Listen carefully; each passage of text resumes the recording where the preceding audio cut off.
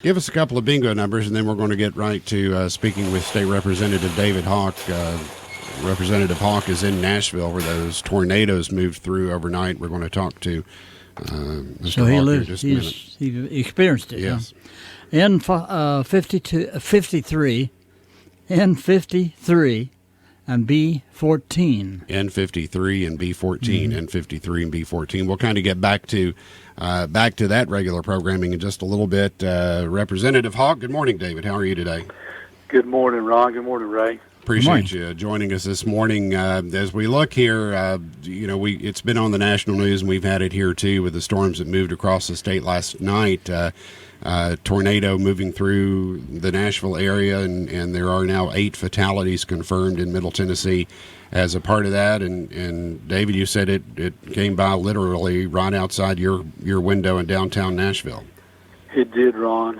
If anyone knows where the football stadium, where Nissan Stadium, where the Titans play football, I stay at a hotel that's the Clarion Hotel downtown, off of First Avenue in downtown Nashville. It's not right in the hub where you've got all the restaurants and places like that. It's a little bit out toward the river. And 12:30 Nashville time last night, I'm sound asleep. There's a alert comes across on the phone. The tornadoes are in the area. 10 minutes later, it hits the hotel where I stay, and I'm looking out the window of the hotel right now, and I see some of the path of destruction that it took. Roofs off of businesses and buildings, tractor trailers turned over, lifted up, and put places where they weren't the night before. Right. And just a lot of destruction as I'm looking out my window, Ron. The path of the tornado, according to the National Weather Service, goes almost due east, and it passes, just almost right where you are. It's not the first one, though, that's moved through. They had a tornado in 1998 that took almost that same path. Do you know, I assume, how's the infrastructure? Is Nashville kind of, I won't say shut down right now, but I would say a lot of activities going on from the emergency response portion?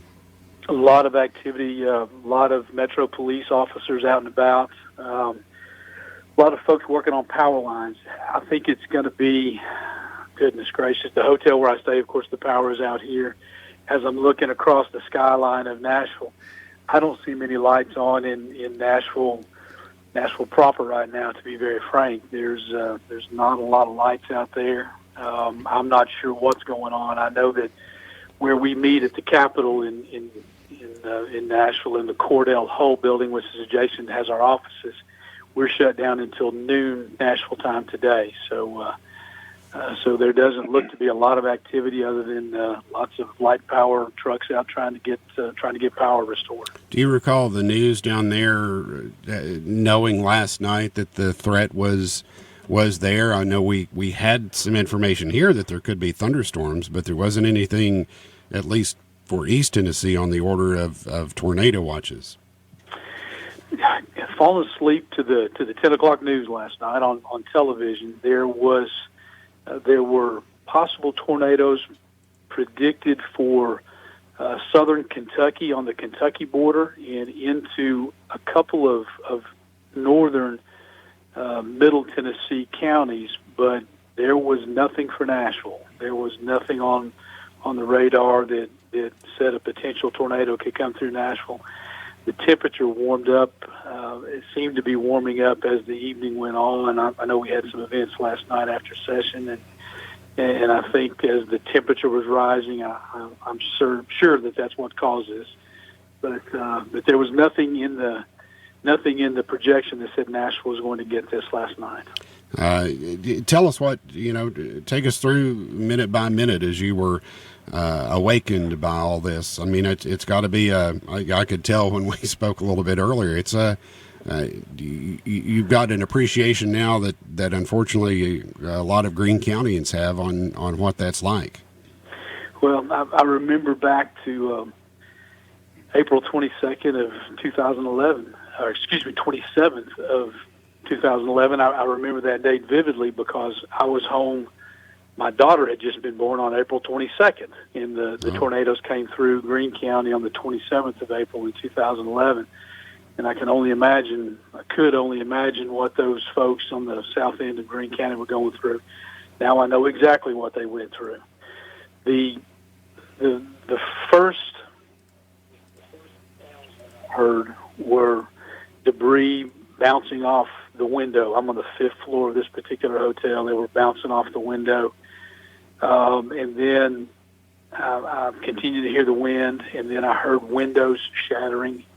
It was right next door, I think 2 doors down, the hotel room where I'm staying, 2 doors down, I heard a window smash. So the way my hotel room's set up, I've got a window, then the bed, then the bathroom, and I just got down on the other side of the bed and started praying, hopefully that nothing would have come through the window. Thankfully, nothing did. It lasted about 2 minutes, Ron. It was just a very harrowing experience. It didn't seem like it was going to end. I'll be very frank. It lasted 2 minutes, and the sounds, I never got up to look out the window, and there's nothing that would have made me get up to look out the window. But after it subsided, I did get up, looked outside, and everything was dark.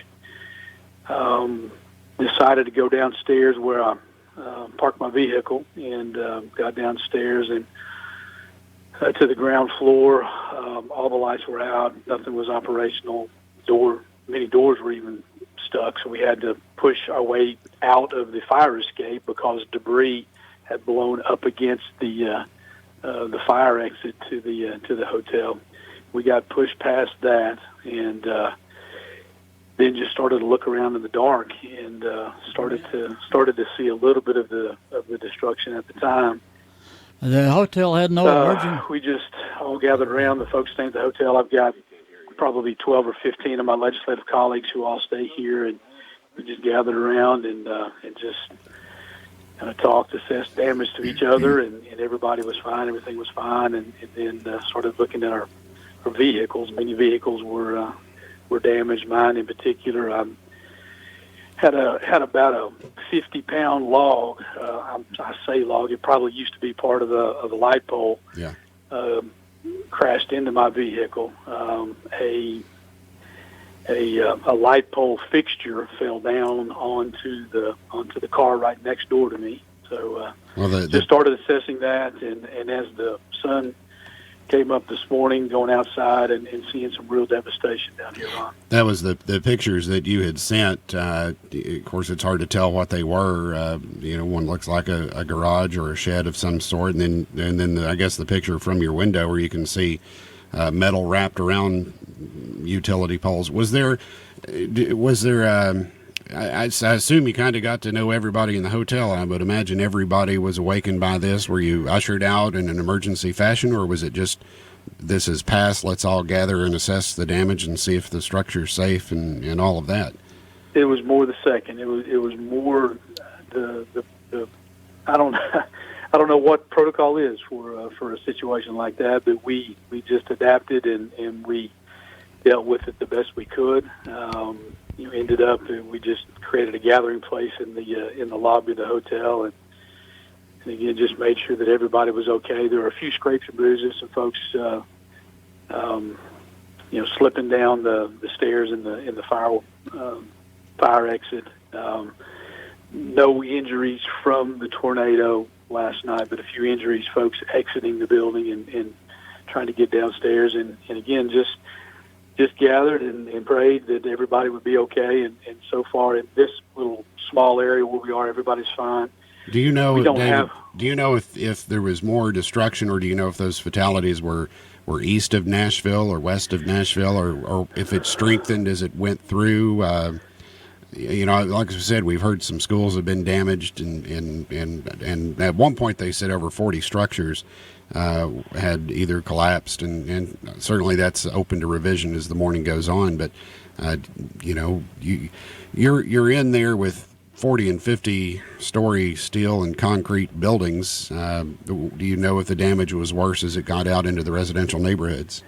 As I look at the skyline in Nashville, the big structures that make up the skyline in Nashville, I don't see any real damage. Yeah. Now, that being said, I'm looking straight across, if anyone's been to Nashville recently, there are so many cranes that are doing building right now. As I look out, I don't see as many cranes as I normally would. Oh, really? So I don't know. I don't know what that means. I don't know if any cranes came down. I don't look at any. I don't see any destruction of any buildings that were being built at this time. I think as I'm looking toward the interstate from where I stay right now, if folks are, as you get off Interstate 40 and get onto Interstate 65 just a little bit, there's an exit called Jefferson Street, and I think a lot of the damage went through there. I can't really see it. I'm looking in the distance. It's probably 2 miles away from me. There looks to be a fairly heavily damaged building that's in that Jefferson Street area that may have caused some destruction. I'm not quite sure what that building is, but it looks like according to the National Weather Service, the path kept it south of Opry Mills and the Grand Ole Opry and north of I-40. So if you got off on Briley Parkway about halfway to Opry Mills, that's where it crossed there, moving east, stayed just north of the river, and then through your area right there. But that's when it's going to get into a lot of residential areas, right? It will, and I, without any power, I'm just going from information I can get on my phone right now. So it'll be interesting to see how all the reports come out in the next hour or two. We're speaking with State Representative David Hawk. He's in Nashville and was there when the tornado went through downtown Nashville about 12:30 last night. And David, glad to hear that you're safe. I know it was, I'm sure, a harrowing experience. Do you know, as far as the schedule, I'm sure all schools are closed in that area. It is election day. Is that, I guess, without power, you're not sure all the things that are or aren't still going on down in that neck of the woods, but I'd imagine a lot of stuff got put on hold today. Well, that's a great question about election day. I'm not sure what that means. You've got county elections across the state as well as county primaries across the state, as well as the Super Tuesday votes. The presidential preference primaries are going on as well, and I have not heard about that, but there's a substantial part of the population in Middle Tennessee, and it's hit other counties too, from what I understand through information I've got on my phone. So, as you mentioned, so I'm not sure what the state coordinator of elections will determine needs to be done in this circumstance, but it's going to be a rough few days. Well, David, we appreciate you sharing your experience with us, and again, glad to hear that you're safe, and just keeping us updated. I think those storms, as they've come across the state, lessened in intensity a little bit. I was up around 3:30 or so this morning, kind of monitoring that as the alerts started hitting for East Tennessee. And what I found interesting about the alerts as they got close to here was that the National Weather Service kept saying these storms have the possibility to intensify. They never did, to the point that they issued any thunderstorm warnings for this area. But boy, there was an awful lot of lightning and wind that came through, I think a little bit north of us, maybe right around the border with, up around Middlesboro and maybe northern Sullivan County. I think they got a little bit worse of it. But right now there is a flood watch in effect for here, but I think we've, knock on wood, we'll be okay here. And to that point, Ron, this time of year we have a lot of days on the Hill. I know our tourism professionals have been planning to come down this week, and several of the folks, our state troopers down the Hill, we were supposed to have a breakfast this morning, and some other folks were traveling in from other parts of the state. I want you to come to Nashville anytime you can to come visit us, but if you're safe and sound at home back in Greene County, I would probably encourage you just to stay there and not make the trip to Nashville this week. We'll catch up sometime soon. Last week was Severe Weather Awareness Week, so the timing is appropriate for this time of year. So, State Representative David Hawk. David, thank you very much for joining us this morning, and stay safe and get to where you can get power or get back home safely. All right, Ron. Thank you. Take care, everybody. Thank you. That's State Representative David Hawk. He's in Nashville.